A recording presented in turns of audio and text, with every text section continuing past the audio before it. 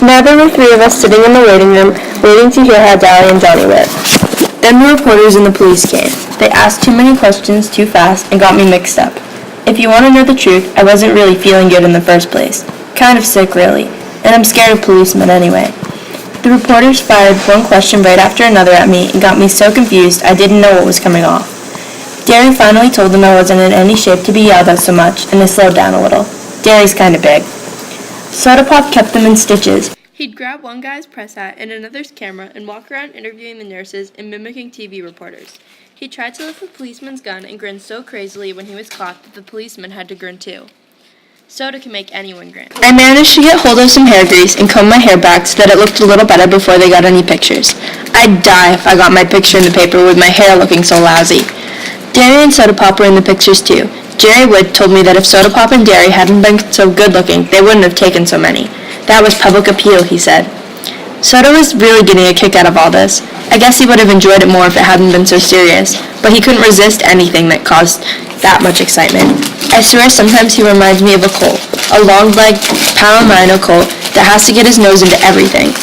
The reporters stared at him admiringly. I told you he looks like a movie star, and he kind of radiates.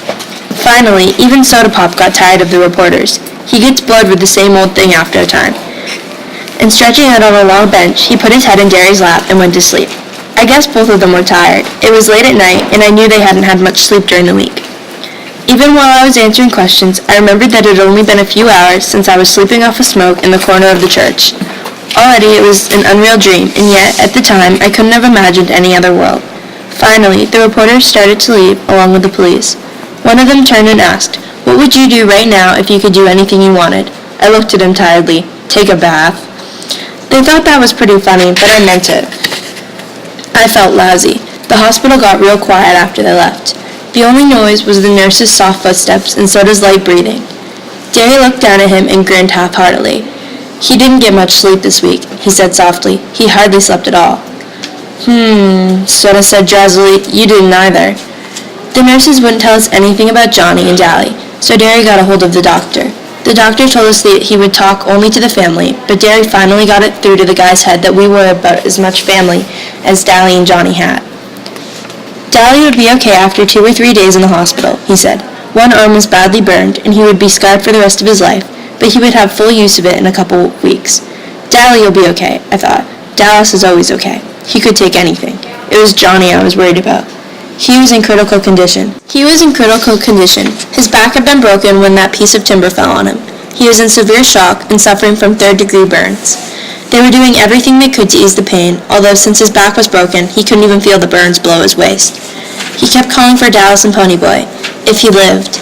If? Please no, I thought. Please not if. The blood was draining from my face, and Derry put an arm across my shoulder and squeezed hard. Even if he lived, he'd be crippled for the rest of his life. "You wanted it straight, and you got it straight," the doctor said. "Now go home and get some rest." I was trembling. A pain was growing in my throat, and I wanted to cry, but greasers don't cry in front of strangers. Some of us never cry at all. Like Dally and Two-Bit and Tim Shepard, they forgot how at an early age. Johnny crippled for life? I'm dreaming, I thought in panic. I'm dreaming. I'll wake up at home or in the church, and everything will be like it used to be. But I didn't believe myself. Even if Johnny did live, he'd be crippled and never play football or help us out in a rumble again. He'd have to stay in that house he hated, where he wasn't wanted, and things could never be like they used to be. I didn't trust myself to speak. If I said one word, the hard knot in my throat would swell, and I'd be crying in spite of myself. I took a deep breath and kept my mouth shut. Soda was awake by then, and although he looked stony-faced, as if he hadn't heard a word the doctor had said, his eyes were bleak and stunned. Serious reality has a hard time coming through to Soda, but when it does, it hits him hard. He looked like I felt when I had seen that black-haired Soda lying doubled up and still in the moonlight. Derry was rubbing the back of my head softly. "We'd better go home. We can't do anything here." In our Ford, I was suddenly overcome by sleepiness. I leaned back and closed my eyes, and we were home before I knew it. Soda was shaking me gently. "Hey, Ponyboy, wake up. You still gotta get to the house." I said sleepily and lay down in the seat. I couldn't have gotten up to save my life. I could hear Soda and Derry, but as if from a great distance. "Oh, come on, Ponyboy," Soda pleaded, shaking me a little harder. "We're sleepy, too." I guess Derry was tired of fooling around, because he picked me up and carried me in. "He's getting mighty big to be carried," Soda said. I wanted to tell him to shut up and let me sleep, but I only yawned. He sure lost a lot of weight, Derry said. I thought sleepily that I should at least pull off my shoes, but I didn't. I went to sleep the minute Derry tossed me on the bed. I'd forgotten how soft a bed really was. I was the first one up the next morning. Soda must have pulled off my shoes and shirt for me. I was still wearing my jeans. He must have been too sleepy to undress himself, though. He lay stretched out on the bed beside me, fully clothed. I wiggled out from under his arm and pulled the blanket up over him, then went to take a shower. Asleep, he looked a lot younger than going on 17.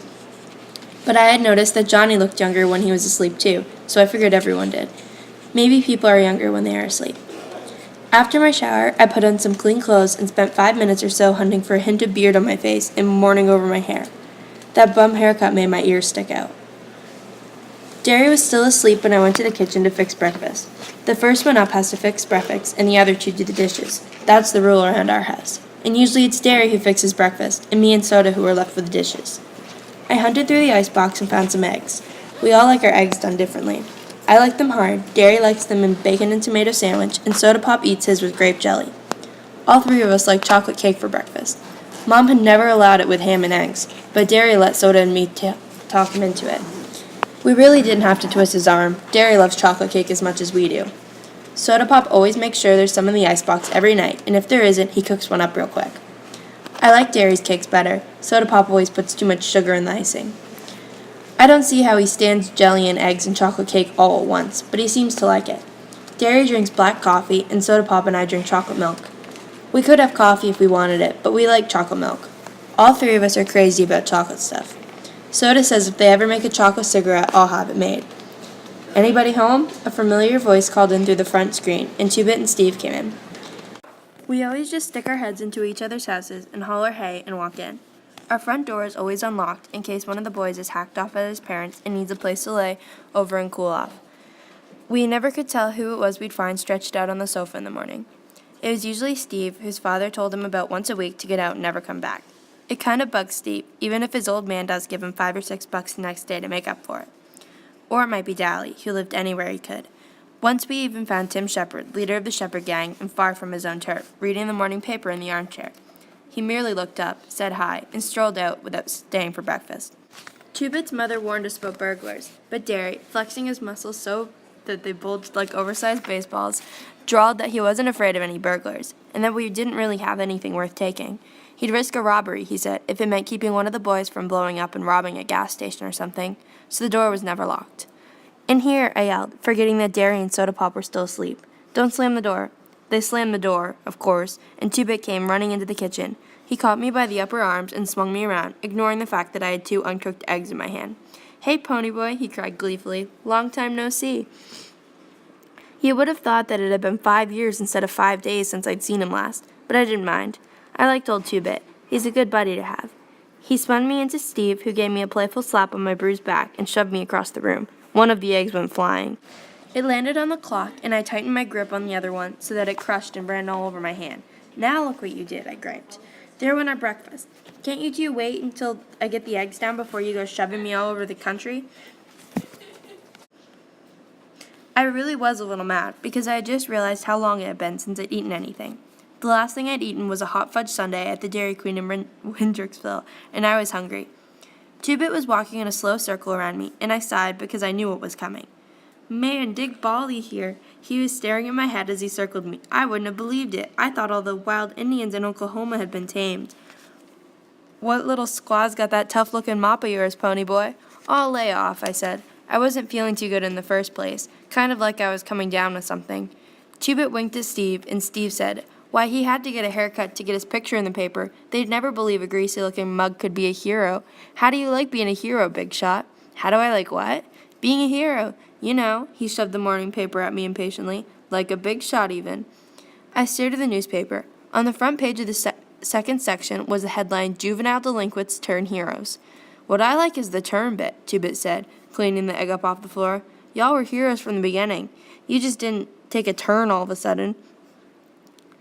I hardly heard him. I was reading the paper. That whole page was covered with stories about us. The fight, the murder, the church burning, the socials being drunk, everything. My picture was there, with Derry and Soda Pop. The article told how Johnny and I had risked our lives saving those little kids, and there was a comment from one of the parents who said that they all would have burned to death if it hadn't been for us. It told the whole story of our fight with the Socs, only they didn't say Socs because most grown-ups don't know about the battles that go on between us. They'd interviewed Cherry Valance, and she said that Bob had been drunk and that the boys had been looking for a fight when they took her home. Bob had told her he'd fix us for picking up his girl. His buddy, Randy Anderson, who had helped jump us, also said it was their fault that he'd only fought back in self-defense. But they were charging Johnny with manslaughter. Then I discovered that I was supposed to appear at the juvenile court for running away, and Johnny was too, if he recovered. Not if, I thought again. Why do they keep saying if? For once, there weren't any charges against Daly, and I knew he'd be mad because the paper made him out a hero for saving Johnny. It didn't say much about his police record, which he was kind of proud of. He'd kill those reporters if he got a hold of them. There was another column about Derry and Soda and me, and how Derry worked on 2 jobs at once and made good at both of them, and about his outstanding record at school. It mentioned Soda Pop dropping out of school so we could stay together, and that I made the honor roll at school all the time, and I might be a future track star. Oh yeah, I forgot. I'm on the A squad track team, the youngest one. I'm a good runner. Then it said we shouldn't be separated after we had worked so hard to stay together. The meaning of that last line finally hit me. You mean, I swallowed hard, that they're thinking about putting me and Soda in a boys' home or something? Steve was careful, combing back his hair in complicated swirls. Something like that. I sat down in a daze. We couldn't get hauled off now, not after me and Derry had finally got through to each other, and now that the big rumble was coming up, and we would settle this social greaser thing once and for all. Not now, when Johnny needed us, and Daly was still in the hospital and wouldn't be out for the rumble. No, I said out loud, and Two-Bit was scraping the egg off the clock, turned to stare at me. No what? No, they ain't going to put us in a boys' home. Don't worry about it, Steve, said, cocksure that Soda Pop could handle anything that came up. They don't do things like that to heroes. Where's Soda and Superman? That was as far as he got, because Derry, shaved and dressed, came in behind Steve and lifted him up off the floor and then dropped him. We called Derry Superman or Muscles at one time or another. But one time Steve made the mistake of referring to him as all brawn and no brain, and Derry almost shattered Steve's jaw. Steve didn't call him that again, but Derry never forgave him. Derry has never really gotten over not going to college. That was the only time I've ever seen Soda mad at Steve, although Soda attaches no importance to education.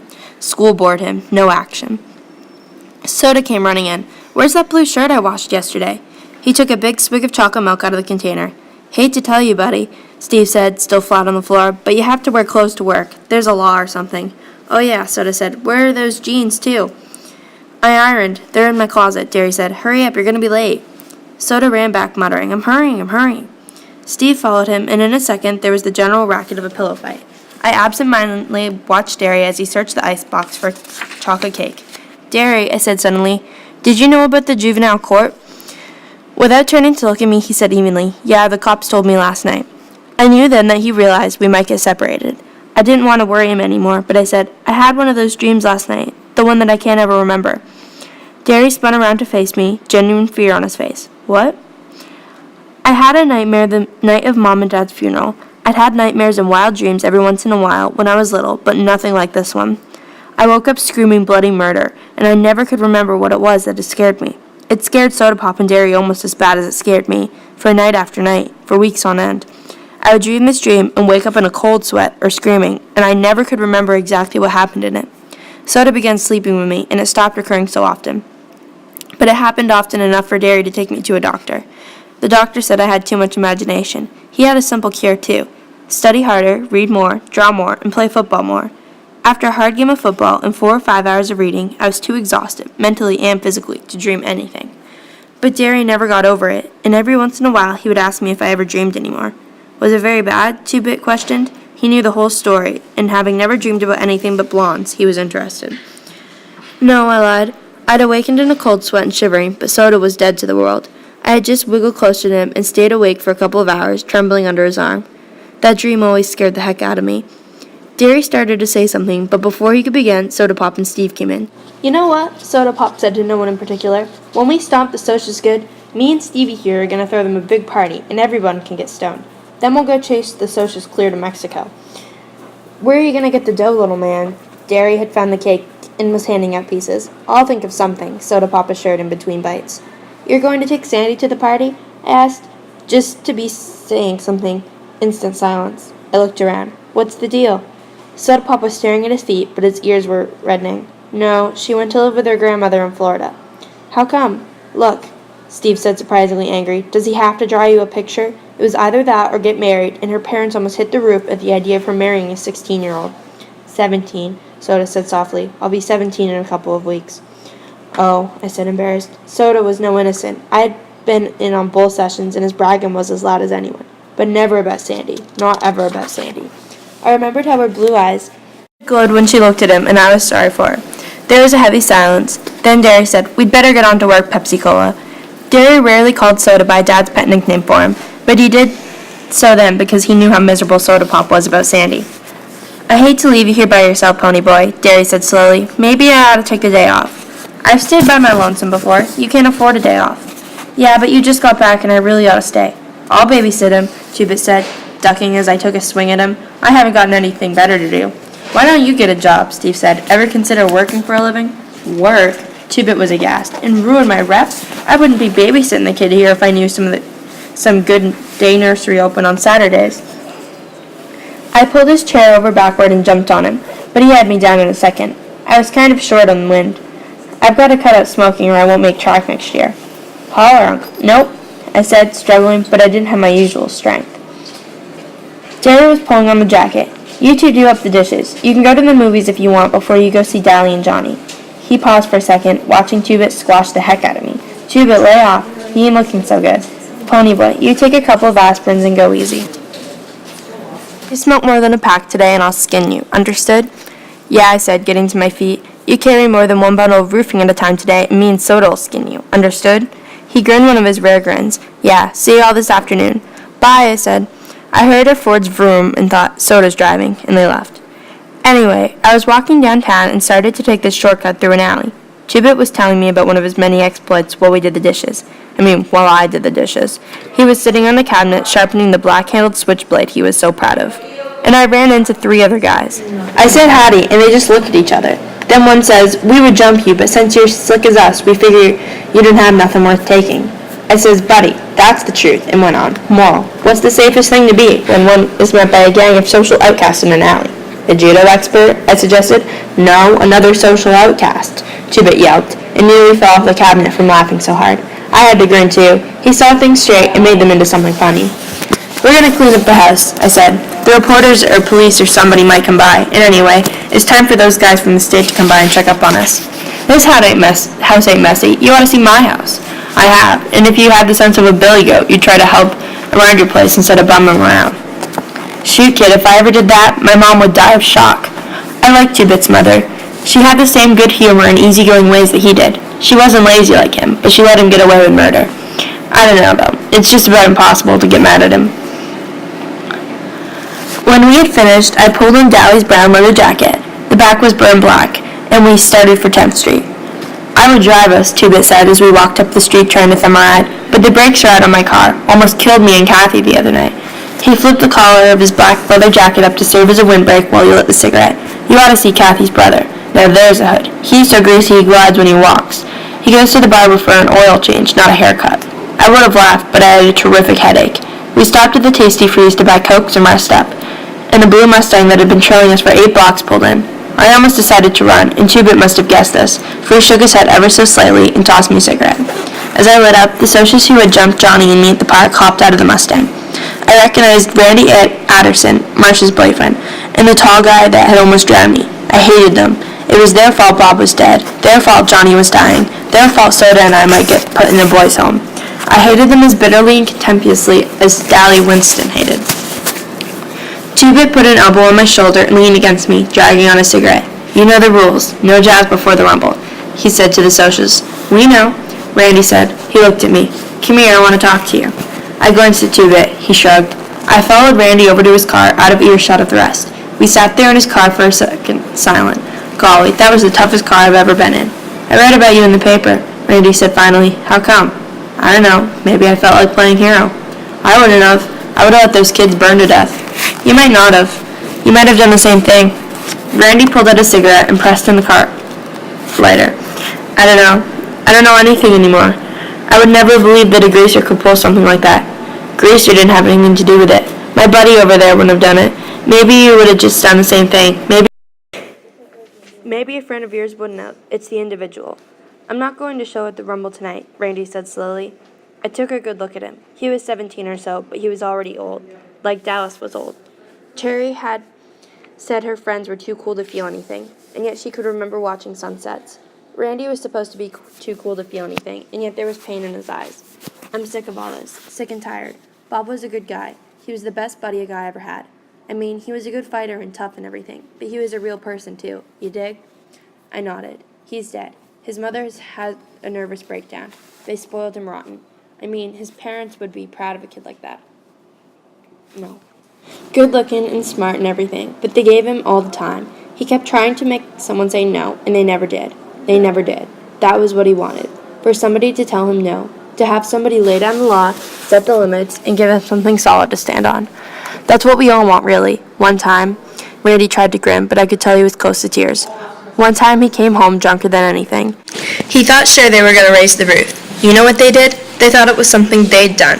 They thought it was their fault, that they'd failed him and driven him to it or something. They took all the blame and didn't do anything to him. If his old man had belted him just once, he might still be alive. I don't know why I'm telling you this. I couldn't tell anyone else. My friends, they just think I was off my rocker or turning soft. Maybe I am. I just know that I'm sick of this whole mess. That kid, your buddy, the one that got burned, he might die? Yeah, I said, trying not to think about Johnny. And tonight, people get hurt in rumbles. Killed. I'm sick of it because it doesn't do any good. You can't win. You know that, don't you? And when I remained silent, he went on. You can't win, even if you whip us. You'd still be where you were before, at the bottom. And you'd still be the lucky ones with all the breaks. So it doesn't do any good, the fighting and the killing. It doesn't prove a thing. We'll forget it if you win or if you don't. Greasers will still be greasers, and socias will still be socias. Sometimes I think it's the ones in the middle that are really the lucky stiffs. He took a deep breath. So I'd fight if I thought it'd do any good. I think I'm going to leave town, take my little old Mustang and all the dough I can carry and get out. Running away won't help. Oh, hell, I know it, Randy half-sobbed. But what can I do? I'm marked chicken if I punk out at the Rumble, and I'd hate myself if I didn't. I don't know what to do. I'd help you if I could, I said. I remember Cherry's voice. Things are rough all over. I knew then what she meant. He looked at me. No, you wouldn't. I'm a socia. You get a little money and the whole world hates you. No, I said, you hate the whole world. He just looked at me. From the way he looked, he could have been 10 years older than he was. I got out of the car. You would have saved those kids if you'd been there. You would have saved them the same as we did. Thanks, Grease, he said, trying to grin.